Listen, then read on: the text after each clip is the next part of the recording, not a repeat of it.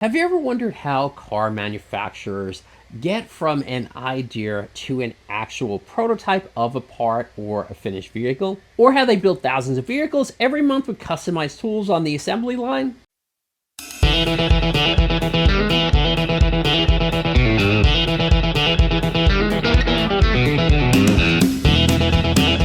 I'm Brian DeLuca, and this is Maker Build It, where we turn ideas into projects. Today, we're actually talking with Stratasys, and we're learning about how automotive manufacturers are using 3D printing in order to prototype and design parts. And how some companies are using 3D printing to make customized parts for customized vehicles. If you're thinking 3D printing is just for hobbyists making just 3D printed plastic parts, this may change your mind.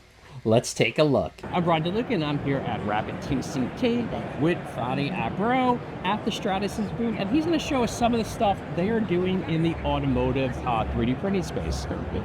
Hey, thanks for having me. Look, when it comes to automotive, there's three different ways that the industry uses our technology. One is tried and true, it's prototyping. Yep. Now the difference for us in the industrial space is that we can make these prototypes ultra realistic. That is right off the printer with the wood grain texture, the buttons, everything you see there. In a different world where 3D printing didn't exist, a dark future, a dark alternate reality, we would have to machine all these individual components, get them painted, send them to a pad printer, send them to a screener, do all of this activity just to come up with a prototype of this high kind of fidelity, right? The other place where the auto industry uses this a ton is in tooling. Tooling can mean a lot of different things to a lot of different folks, but what we're really talking about is putting the car together. Okay. If you're Ford and you're getting one car out every minute, if you can get 10 more cars out a day, that is much more impactful than a widget being on a print. The tooling is very consequential. And then the third thing is production parts. So this is where everyone gets fixated, rightfully so, because it's exciting, it's sexy. Production parts can be a lot of different things. In the auto space, it's mostly taking high-end or high customization vehicles and printing those components. So what you're seeing here is sort of off the printer and then post-process. This is an actual production mirror for a high-end supercar. Neither of us are probably going to be driving one anytime soon, but it's pretty ultra luxury. It is pretty cool. So I'd love to walk you around and show you the different machines and how they Real work. quick, what materials are you mainly printing these automotive parts in? Great question. Because we have three different categories, we have kind of three different material subsets. On the design side, where they're doing prototypes, these tend to be resins. So this is a technology called PolyJet that allows you to take a resin, a UV curable resin, and blend it at a microscopic level to get this level of color. I gotcha. But think mostly resins. On the tooling side, it's mostly FDM technology, filament-based technology, very popular in the 3D printing world. But the materials tend to be carbon-infused nylons or so a little bit tougher, high temp. We don't really play in the consumer space, right? We're in factory floors with a big industrial unit. That's kind of our play. And then on the production side, it tends to be mostly powders, mostly nylons and polypropylene. So what you're seeing here is, again, in that product development space, prototype space, the kind of high fidelity materials you can get. So high fidelity means ultra high resolution, but in this case, it also means toughness. Wow. So that if you're prototyping this and putting it on your prototype vehicle that you're going to run on the road or you're going to focus test, you're getting a realistic part that looks a lot like an injection mold and also functions like an injection mold. You can also do a lot of cool designs and patterns like you see there, again with a material that gives you that flexibility and durability of an actual production material. Now I will say, this is not going to last as long as a production component, but for the purposes of prototype and product development and iteration, this is perfect. I'll show you one thing, not automotive related, but interesting. Where you can, the kind of fidelity you can get from these printers, I'll have you hold that. The kind of fidelity you can get from these printers is just unbelievable. And what is this made out of? It feels... So, it's a good question.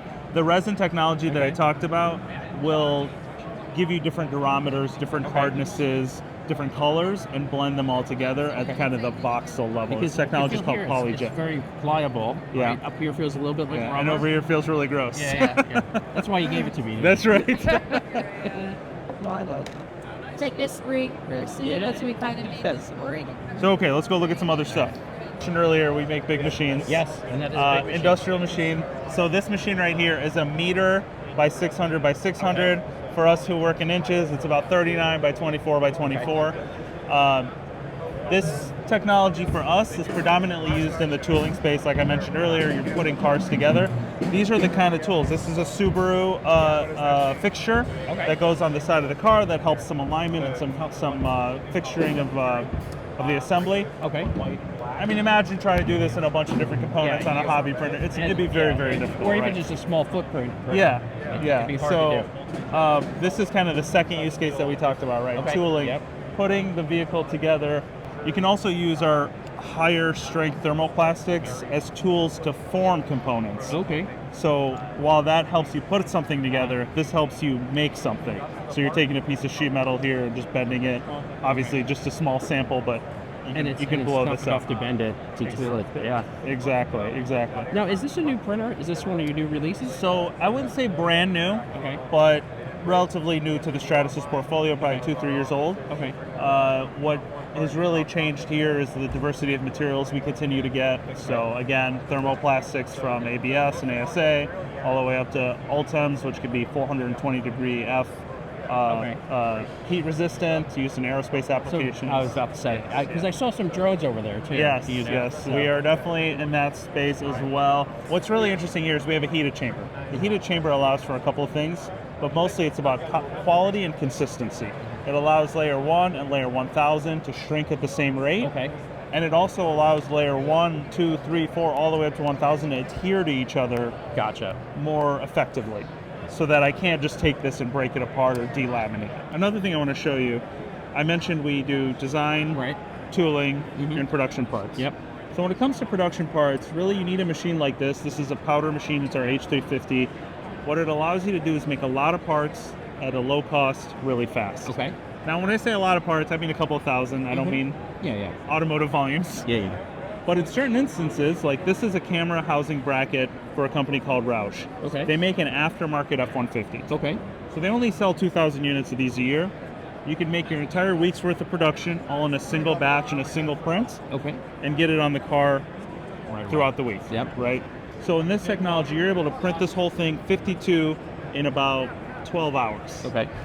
And then you can use the rest of the week to do whatever you want with the Right. machine, other things, other tools, other products. But what's really interesting here is they're using an actual nylon material. They're putting it on a production truck. It's out there in the world. So can you explain a little bit about how powder printing works? Yeah, I'd love to. I'd love to. Now, the way it typically works is there's powder inside the machine. This powder is loose, very fine powder. This right here will flip up, give you a mound of powder. Think about it like a bulldozer laying out a nice layer. You will then distribute the layer of powder across the platform. You get your first layer. Okay? This right here, this sled, comes across and deposits a fluid. Okay. That fluid is an energy absorbing fluid. Okay. So imagine you've just sort of printed on a piece of paper everywhere where that ink has been laid. Okay. This guy comes behind it Yes. and adds energy that is absorbed everywhere the fluid was deposited. Now, everywhere that the fluid was deposited and has received energy fuses. Everywhere that does not have fluid, it did not absorb energy and therefore is not fused. Okay.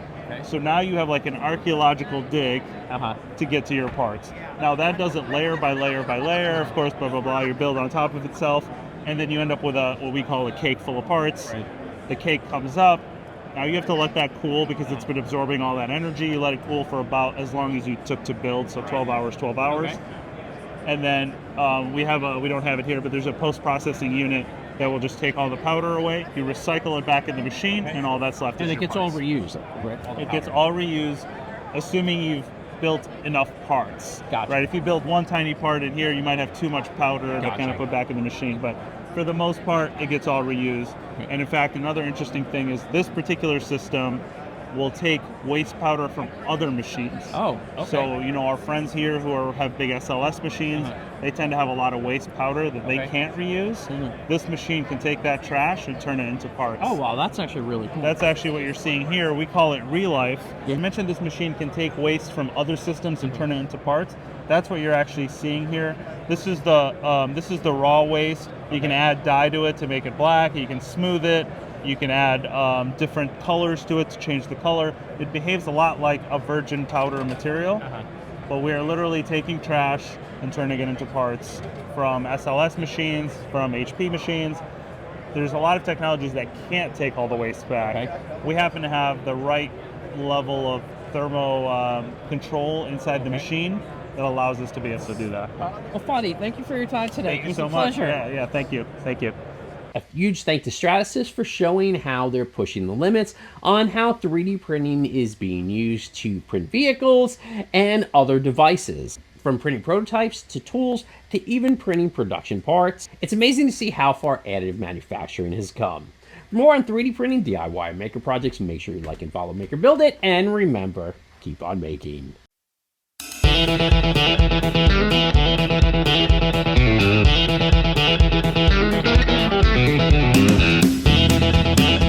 Oh, and remember, the future of manufacturing is not replacing traditional tools, it's just knowing when 3D printing may be the better tool.